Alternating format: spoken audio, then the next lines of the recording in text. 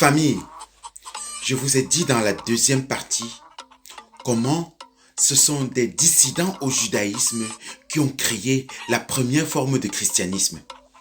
Aujourd'hui, nous allons vous démontrer comment les Romains ont récupéré cette forme de christianisme pour en faire la religion de l'Empire, afin de pouvoir mieux asservir tous les peuples qu'ils colonisaient. Vous allez découvrir dans cette vidéo comment ils ont réussi à prendre des divinités grecques qu'on appelait Sérapis, d'ailleurs qui venaient d'une divinité africaine qu'on appelle Osiris, pour en faire Jésus. On va le démontrer pas à pas. Jusqu'à la dernière série de vidéos, vous allez découvrir comment ça s'est passé jusqu'à ce que ces gens ont créé le christianisme. Regardez, famille. En 306, Constantin débarque. Donc maintenant la situation c'est ça, la situation est la même. Entre les Juifs et les Romains, c'est le même problème. Lui, il débarque. Le problème, c'est que tous les empereurs qui sont passés avant lui ont utilisé la violence. Et ça n'a pas marché. Parce que plus on a utilisé la chicotte avec eux, plus ils étaient devenus des radicaux. Vous comprenez? Donc lui, il va changer de méthode. Bon, maintenant Constantin, lui, il a un problème. Constantin, il doit gérer l'Empire romain. Le problème, c'est que cette zone-là, c'est agité. Parce que les Israélites ici commencent un peu à manifester, ils font n'importe quoi. Et lui, il a un problème parce que ici, si ça se déstabilise, ça risque d'entraîner aussi l'Égypte. Vous voyez cet endroit-là, là où il y a la Palestine, tout ça là. Si aujourd'hui on dit qu'aujourd'hui qu'il y a des blancs et à l'époque il y avait des noirs, c'est parce qu'il y a eu des invasions. Mais la raison de ces invasions, c'est le commerce. N'oubliez jamais ça. C'est le commerce. Parce que déjà, l'Afrique, quand on dit l'Égypte, il faut savoir que quand les Occidentaux disent que l'Afrique elle est riche, les gens le savaient depuis. Parce que quand tu veux faire de la médecine, les plantes, tu ne vas pas les trouver dans le désert. Tu vois? L'Afrique a toujours eu ses forêts, l'Afrique a toujours eu ses animaux, l'Afrique a toujours eu ses trucs. Donc tous les mêmes désirs qu'ont ces Européens là, ça n'a jamais changé. Ça c'est déjà d'une. De deux, ici là, vous avez ce petit canal qui peut vous emmener jusqu'en Inde. De cet endroit ici, en fait, vous avez des routes commerciales. Vous voyez là, en bleu. Et de là, les produits peuvent quitter l'Égypte pour aller à Rome, ils peuvent aller jusqu'en Inde, jusqu'en Chine. Le commerce. Toutes les guerres, c'est commercial. Ça n'a jamais changé. Quand on va tuer les gens, c'est pour le pétrole. Depuis toujours, ça a été toujours pour le commerce. La religion, c'est un prétexte. Toutes les guerres, c'est commercial. Mais là, c'est la même chose. Lui, il n'en a rien à foutre. Lui, ce qu'il veut, c'est juste protéger le commerce. Il faut qu'il continue à faire du business. Mais il ne peut pas faire du business si là, il y a des guerres. Donc, il faut qu'il trouve une solution pour pacifier ici. Vous voyez ce que je veux dire? Ok. Parce que quoi? Les routes commerciales, il faut les protéger. Vous comprenez ce que c'est le business. Quand tu as un empire, ben, l'empire, il faut aller voler les autres terres, il faut l'enrichir. Tu n'as pas un empire, après il n'y a rien. C'est pour voler. Donc, il faut faire du commerce, il faut des routes commerciales. Vous comprenez ce que je veux dire? Et l'Égypte, c'est une plaque tournante. Je vous ai dit que là, il peut passer et faire du commerce là. Donc, il ne faut pas que ça soit venu. Parce que sinon, tout est business. Vous me suivez? Donc, il faut qu'il règle ça tout de suite. Avançons. Maintenant, il va comprendre que la meilleure façon de contrôler un peuple, c'est de faire quoi? Vous avez compris? Ça, c'était la méthode de Ptolémée, son pote.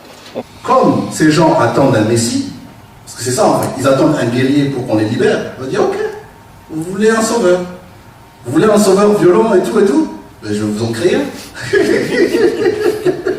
Vous attendez un gars comme lui? Ok. Ben, je connais un pote. Vous savez notre pote Sérapis? Yeah. On en a parlé, non? Oui. Ok. J'en ai un sous le coude. En plus, il a déjà la barbe. Donc Sérapis Zeus, ben, je vais vous donner Issus. Ok? C'est la même tête, non? Ok. Bon, il faut savoir que déjà à cette époque-là, bon, je fais un peu d'humour pour simplifier, ok? À cette époque, il n'y a pas un courant qu'on va appeler le christianisme. En gros, ce que vous avez, c'est que vous avez des sectes. Et tout le monde y va à sa sauce. En gros, c'est que vous avez, par exemple, moi je suis Mobali, vous qui me suivez là, vous êtes les Mobaliens. Donc c'est le courant des Mobaliens. Mais c'est un courant messianisme, c'est comme nous, courant panafricain, mais les Mobaliens. Puis il va y avoir, entre parenthèses, je donne un autre exemple, les kénisébaïsmes. Et il va y avoir, et ainsi de suite. Et ça, vous avez une liste interminable de ces fameux groupes messianiques. Mais eux, ils ne croient pas que le Messie, c'est un Dieu. Ils ont plusieurs interprétations en fait. D'autres vont te dire, à nous, en fait, on ne pense pas que c'est une personne. C'est juste une idée. D'autres vont te dire, c'est une personne. D'autres vont te dire, c'est un prophète. Donc il y a une pagaille ici. D'accord? Ils ne pensent pas tous pareil. Ok? Donc vous avez tous ces groupes. Maintenant, en Égypte, il y a un courant messianique qui est différent des autres courants messianiques. Parce que les Égyptiens sont dans une autre philosophie. Donc ici, le messianisme qu'il va y avoir en Égypte, il va être d'influence grecque, mais avec un fond égyptien. Donc nous, on va être un peu light. On ne va pas être dans le messianisme violent de tuer les gens, parce qu'on n'a pas ce passé-là. Vous voyez ce que je veux dire? Par contre, les autres, vous allez voir qu'ils ont quand même un messianisme qui est beaucoup plus dur. C'est un peu comme dans l'islam, on va vous dire, ah non, le djihad, c'est juste le djihad de combat intérieur. Et d'autres vont vous dire, non, le djihad, c'est pour aller massacrer les autres. C'est un peu la même chose, ok? Donc, à Alexandrie, en Égypte, le dieu, c'est Sérapis. Quand les Romains vont arriver, ils vont maintenant dire Zeus Sérapis. C'est la même chose. Ils ont mis juste Zeus Sérapis. Ou Sérapis Zeus. Ou des fois même Jupiter Sérapis. Mais Sérapis était toujours le dieu à cette époque-là. Et je vous ai expliqué que dans la dernière conférence où on s'est vu, lui c'est le dieu universel. C'est-à-dire, en gros, tu peux être de n'importe quelle confession. Mais les jours fériés, c'est ses jours à lui. Les jours de fête, c'est ses jours à lui. C'est comme aujourd'hui, là. Tu es musulman, tu es chrétien, mais les jours fériés, c'est chrétien. Pas vrai? C'est pour vous montrer que c'est eux qui dominent. Tu es peut-être musulman, mais tu sais, tu es là sous la domination chrétienne. Ça a commencé avec ça. Donc à cette époque-là, c'est le Dieu universel. On s'en fout de ta religion. Mais les fêtes, c'est les fêtes de Sérapis. Donc, comme ils veulent un Messie, eh bien lui, il va gérer ça. Il va dire, je vais vous offrir un Messie, mais sauf qu'il va être sous mon contrôle. Donc il faut que je trouve un moyen de lier ça. Sérapis et votre Messie. D'accord? Comme ça, on a le contrôle. La même façon que Ptolémée a fait. Vous vous rappelez, non? La même stratégie. C'est la même chose. Pas sans dire. Et vous voyez bien qu'entre Sérapis et ce bonhomme, c'est même père, même mère. Pas vrai? Que c'est pas le même visage? Hein? Même père, même mère.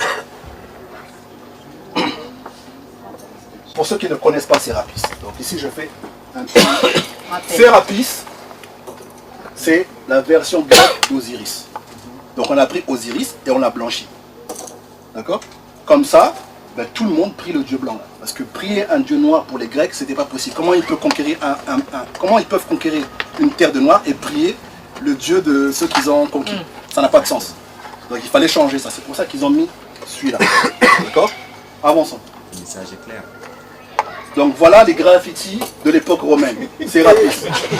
Ils ont tout. Donc là c'était des graffeurs. Quand les gens faisaient du hip-hop à l'époque romaine. Voilà. Et vous voyez que même la tête.